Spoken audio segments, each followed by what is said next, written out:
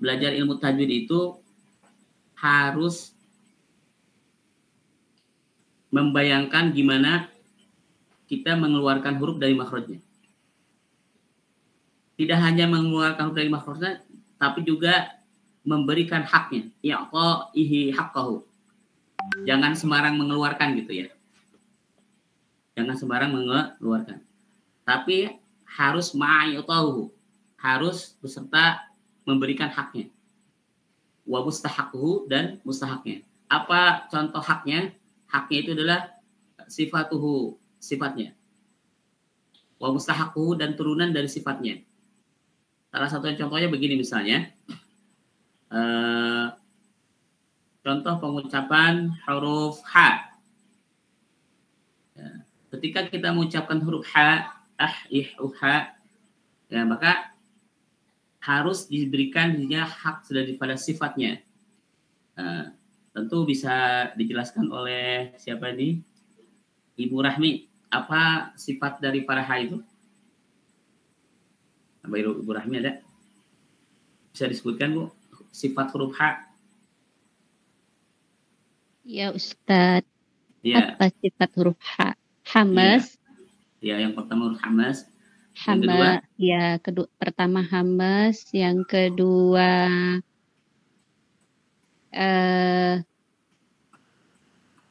rokhawah. Yang ketiga? Ya. Yang ketiga dia istifal. Istifal, baik. Ya. Istifal.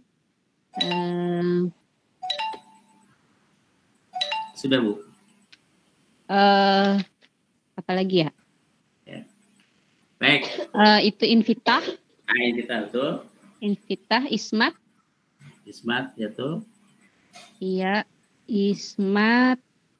Sudah kayaknya Pak Ustadz. Oke, sudah. Baik. Baik, ketika mau menyebutkan sebuah huruf, ya, mau menyebutkan sebuah huruf, maka perlu dianalisa dulu. Kalau sebuah huruf itu kan artinya kan suara, ya. Huruf itu suara. Huruf itu berbentuk suara. Dan suara itu di situ ada nafas, ya kan?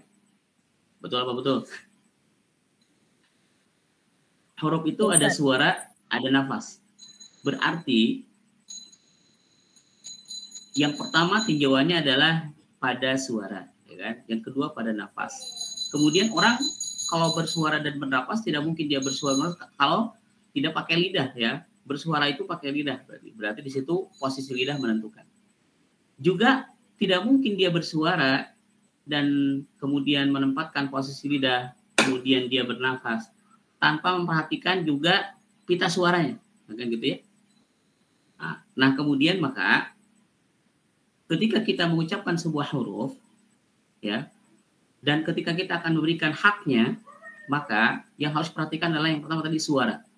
Suara ini ada dua, suaranya mau ditahan, mau dilepaskan, gitu kan? Atau diantara melepas dan menahan. Melepas namanya suara namanya rokhwa, menahan suara namanya syiddah, gitu kan? Kemudian dari sisi nafas, menahan nafas namanya jahar, mengeluarkan nafas namanya hamas. Oke. Nah, kemudian dari sisi lidah, posisi lidah ini ada lidah paling ujung, ya, jadul lisan paling ujung, ada lisan bagian tengah, ada lisan bagian ujung, ada bagian lisan bagian ujung dalam, maksudnya namanya aksol lisan. Di bawahnya itu ada jadul lisan, kemudian lidah bagian tengah, wastul lisan, atau lidah bagian ujung, roksul lisan atau tarful lisan. Nah, maka ketika ingin mengucapkan sebuah huruf, kita berikan haknya, maka dilihat daripada sifat daripada posisi lidah. Sifat dari posisi lidah ini, kalau daripada ujung bagian dalam, itu ada naik dan turun. Nah, lidah yang naik namanya apa? Itbaq. Itu isti'la. Ketika bagian lidah bagian dalam itu menaik, contohnya huruf kha, ya, ha, kho. Ini menaikkan huruf ro, kho, ko, bo, kan itu menaik, pangkal lidah naik, nama istialah. Nah, kemudian bagian tengah, permukaan tengah, ketika dia berada posisi terbuka, kalau di bagian tengah bahasa kita bukan naik tapi terbuka dan tertutup. Ketika dia terbuka, maka namanya infitah, ya kan? Itulah infitah. Nah, kemudian ketika si lidahnya menaik, ya, tertutup, namanya itbaq. Ini berada pada posisi huruf dhad, Allah, Allah, bo, Allah, alzi, albu, ya.